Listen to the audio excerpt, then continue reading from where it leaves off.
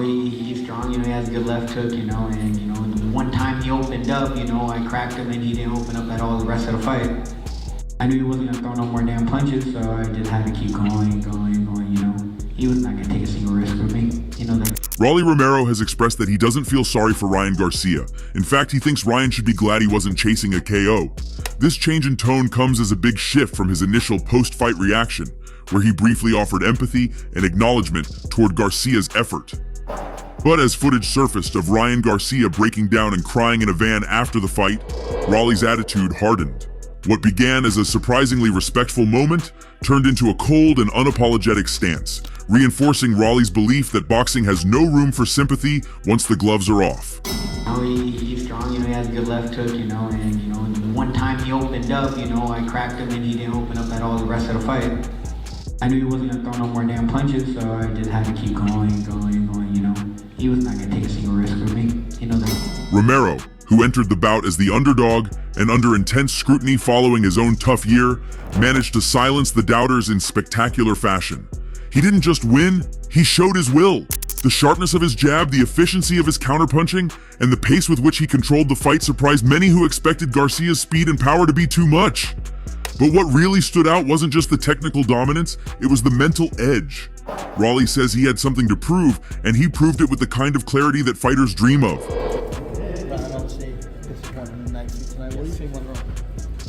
Just extremely off night tonight. I just didn't have it in me. A lot of things are missing. You need that aggression, you need that killer instinct.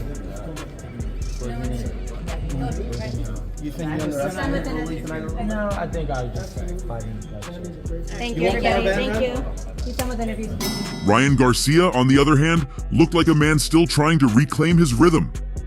A year out of the ring due to a suspension, legal trouble, and mounting personal pressure had clearly taken its toll. In the ring, he showed flashes of the sharp, dangerous puncher fans had come to expect. But he lacked the consistency, composure, and confidence that could have turned the result. You dropped him in round 2. What was your initial reaction when you hit him with that left hook and floored him?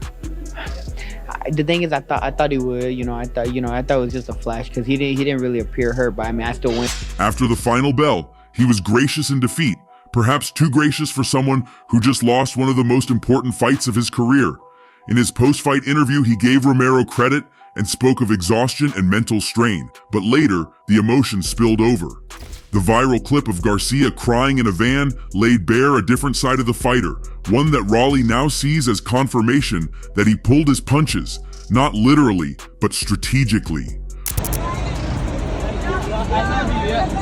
Ryan, how you feeling, champ? Good.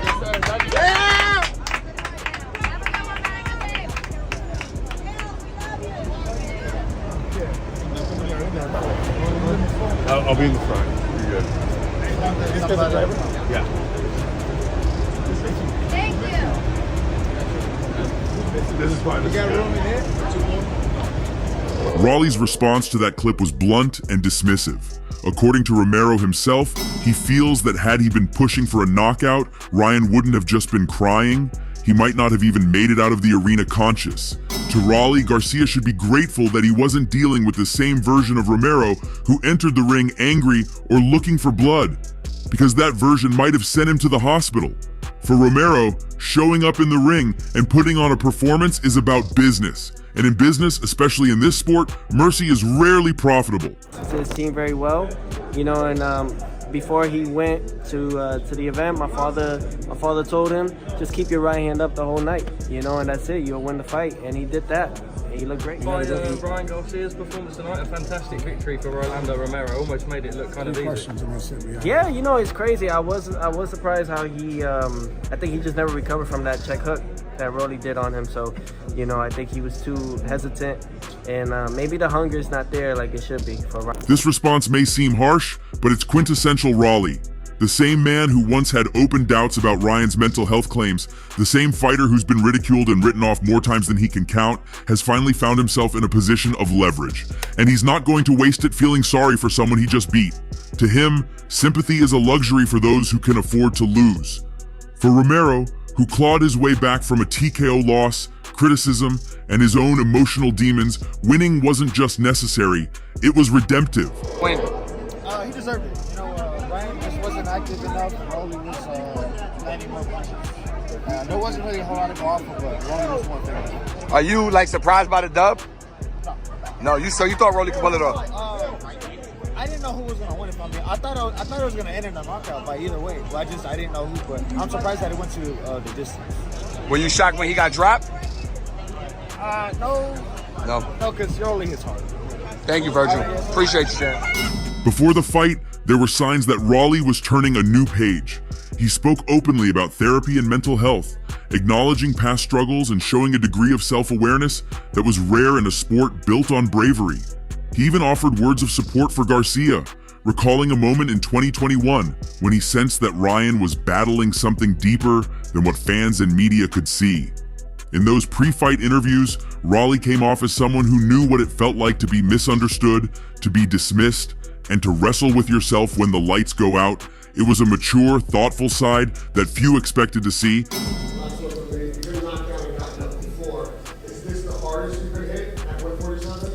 No, I feel like the most I ever been dazed was with Luke Campbell.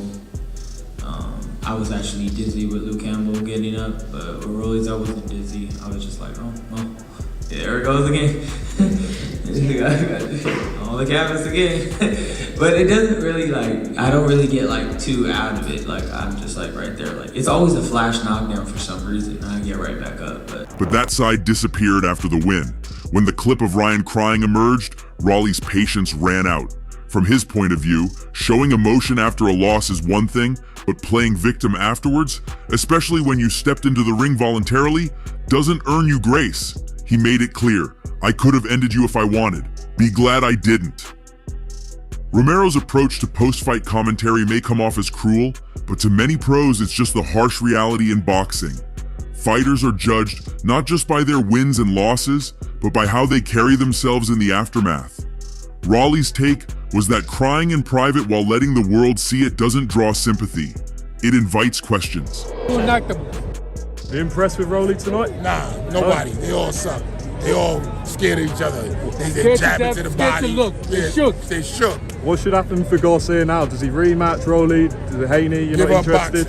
Give up. Questions about heart, toughness, and readiness. He's not blind to the toll the sport takes on people. He's lived it. But he also believes that if you step into the ring, you should be prepared for everything that comes after. The praise, the pain, the pressure, and the public scrutiny. Lennox, what's your reaction?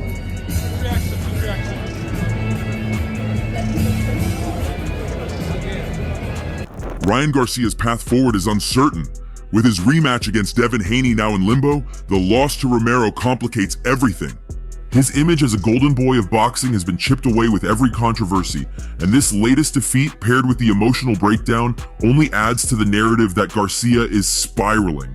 Whether that's fair or not is up for debate, but for Raleigh, the only thing that matters is that he won, and that he did so without needing to destroy the man. That, to him, was mercy. And that's more than Ryan Garcia deserved.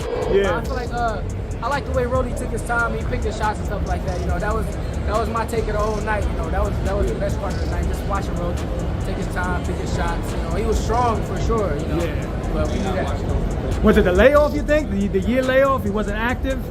I don't know. Or he just doesn't want it. I don't know what it is. I can't say. You know, I wasn't in his camp or nothing like that. But you know, it could be a few things. You know, some people say it was a PEDs. So, you know, you gotta get back. Definitely. Still, there may be a bit of hope. Turki Al-Sheikh posted on X saying that Ryan will be back stronger than ever. Coming from someone who holds sway over the biggest fights in the sport, that statement carries weight, and it could mean the Haney fight isn't off the table just yet. Garcia's night in New York was supposed to be a grand reset. Instead, it turned into a subdued, unraveling under lights that failed to shimmer. The specially constructed ring in the middle of Times Square may have promised spectacle, but it delivered a flat, almost surreal setting for what should have been a pivotal moment in Garcia's return to boxing. Do you feel now, in this moment, that a rematch with Rolly is more important than a rematch with Devin, or vice versa? Oh man, that's a good question. Whatever the fans want. If they want me to, we're in the back of Rollies, let's do it. They want me to go straight for Devin, let's do it. You know, styles make fights. Yeah, I'm willing for any of them again. The judges saw what many did. Garcia lacked command, lacked rhythm, and at times, lacked conviction. 2 of the 3 scorecards reading 115, 112 suggested a competitive bout, but the third, 118, 109, hammered the point home. Romero had not only won, but had done so with ease and stretches. Garcia, still shaking off the rust of his 1-year suspension for Osterine, had moments, flashes even, but not enough to sway public or professional opinion in his favor. It was Garcia's second defeat in 26 contests, but unlike his stoppage loss to Gervonta Davis, this one carried a different weight. It came not with explosive highlight reels or a viral body shot, but with flat pacing, low output, and a sense of someone enduring rather than competing.